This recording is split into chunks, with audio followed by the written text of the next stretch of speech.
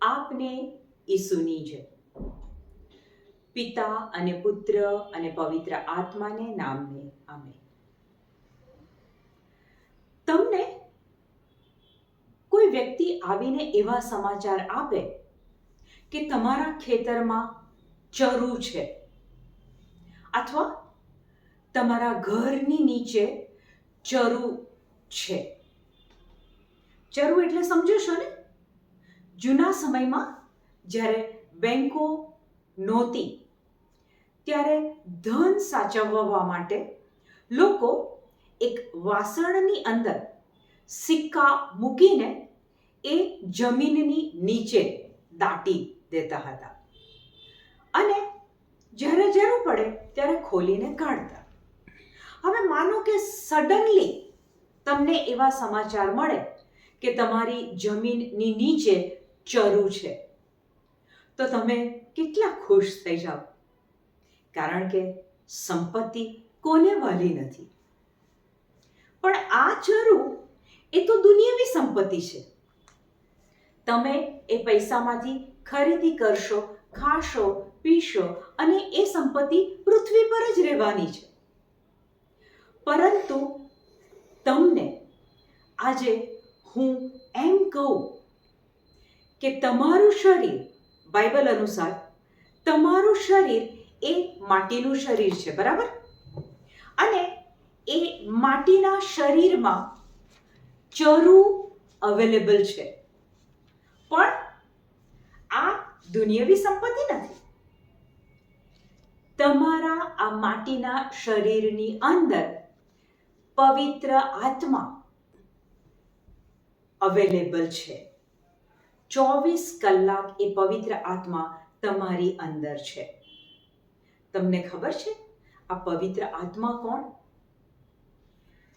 દુનિયા પર ગમે તેટલી સંપત્તિ તમે ભેગી કરો અને જે કાંઈ ખરીદી કરો, મોજ મજા કરો, એ બધું અહીંયા રહી જશે. પણ આ શારીરિક, આ માટીના વાસણમાં રહેલા પવિત્ર આત્માને જો તમે ઓળખી લો, તમે એને સાથે સંબંધ રાખો, એ તમારા જીવનમાં શું કરી શકે છે એ તમે સમજો. સ્વર્ગીય જીવન માટે એ પવિત્ર આત્મા તમને કેમ આપવામાં આવ્યો છે, આ જો તમે સમજો તો આજથી તમારું જીવન બદલાઈ જશે. અને આ શરીર, આ માટીના શરીરમાં આપણી પાસે એક સ્વર્ગીય ખજાનો છે. આપણે ખરેખર ઈસુ વિશે જાણીએ છીએ, કુમારી માતા મરિયમ વિશે જાણીએ છીએ, ઈશ્વર પિતા વિશે, ઈશ્વરના રાજ્યની બાબતો વિશે ઘણું જાણીએ છીએ. પણ હકીકતમાં આ જે ચરુ, આ જે સંપત્તિ પ્રભુએ આપણને આપી છે, જે અનંતકાળિક જીવન માટે આપણા ઉપર મારેલી મોહર છે, આપણને બહાના પેટે પવિત્ર આત્મા આપવામાં આવ્યા છે. તમે મકાન ખરીદવા જાઓ, તમે મકાન સિલેક્ટ કરો ત્યારે એ બિલ્ડરને તમે બહાના પેટે 25,000, 50,000 એડવાન્સમાં આપો છો. તમે બહાના પેટે એ 25 કે 50,000 આપ્યા એટલે એનો અર્થ શું થયો ખબર છે? એ બિલ્ડર જે તે મકાનને હવે ફરીથી બીજા કોઈ ગ્રાહકને આપી ના શકે, કારણ કે તમે બહાનું ચૂકવ્યું છે. અને ઈશ્વર પિતાએ તમને ને મને આ માટીના શરીરની અંદર પવિત્ર આત્મા એ બહાના પેટે આપ્યા છે. આપણે એક વચન દ્વારા એને સમજીએ. એફેસસ 1:14. અને એ આત્મા જ આપણને વારસો મળવાનો છે એનું બહાનું છે. એ આત્મા જ, પવિત્ર આત્મા જ આપણને વારસો, સ્વર્ગીય વારસો, અનંત જીવનનો વારસો, પ્રભુ સાથે કાયમી જીવન જીવવાનો વારસો મળવાનો છે, એનું બહાનું છે. એ એવી એધાણી છે કે એ એવી એંધાણી છે ઈશ્વર પોતાના જનોને સંપૂર્ણ મુક્તિ બક્ષશે, ઈશ્વર પોતાના જનોને સંપૂર્ણ મુક્તિ બક્ષશે, જેથી તેના મહિમાની સ્તુતિ થાય. જેથી તેના મહિમાની સ્તુતિ થાય. આપણને અનંત જીવનનો વારસો પવિત્ર આત્માની ભેટ આપણને મળી ગઈ છે. હવે આપણે રોજિંદા જીવનમાં પવિત્ર આત્માને ઓળખતા નથી, એની સાથે વાતચીત નથી કરતા.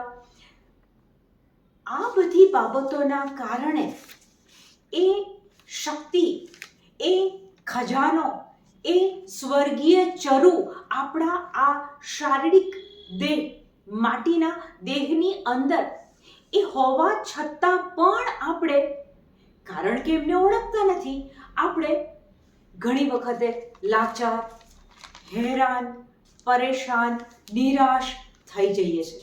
પણ જો આપણને ખબર હોય કે પવિત્ર ત્રૈક્યમાંની એક વ્યક્તિ, સર્વશક્તિમાન પરમેશ્વર પિતાજી એ એક વ્યક્તિ, પ્રભુ ઈસુ ખ્રિસ્ત બીજી વ્યક્તિ અને પવિત્ર આત્મા એ ત્રીજી વ્યક્તિ.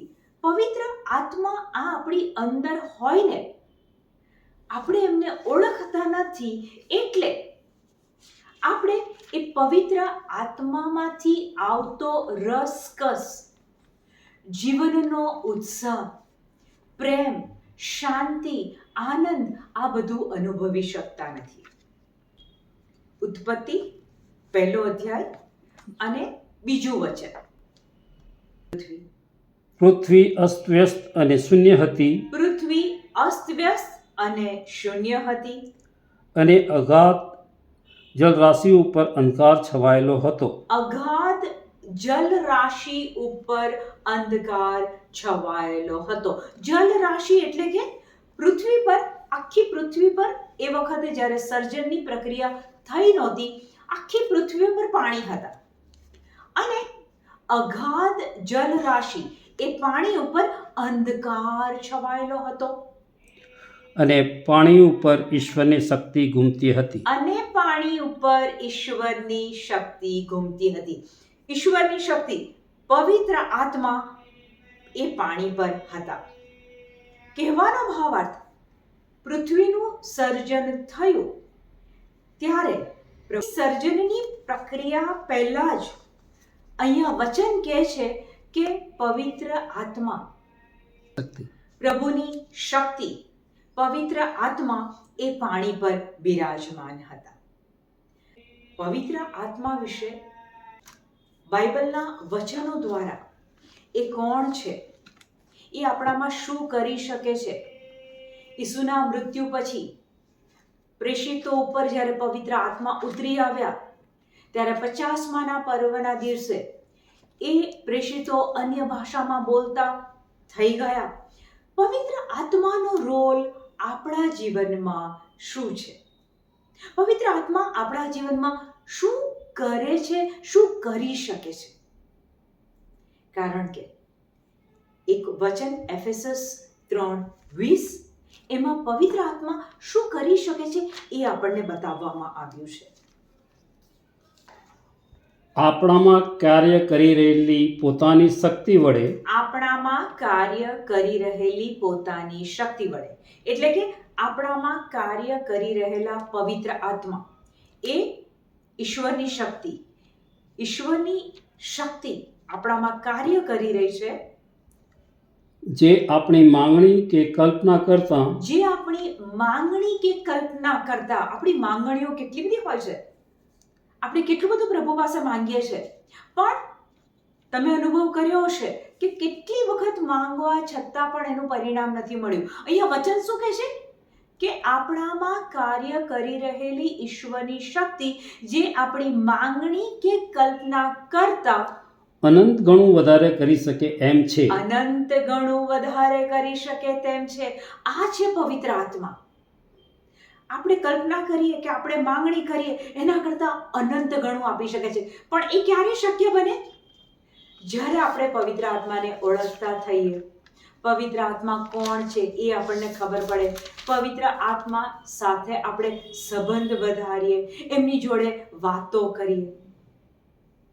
તો પવિત્ર આત્માને ઓળખવો એ ખૂબ જરૂરી છે, કારણ કે એ તો આપણા આ માટીના શરીરમાં સંપત્તિ છે, ચરુ છે, જે આપણને અનંત જીવન માટે બહાના પેટે આપવામાં આવેલો છે. આવતા ભાગમાં પવિત્ર આત્મા વિશે આપણે આગળ જોવાના છીએ. આમેન. ઈસુની જય.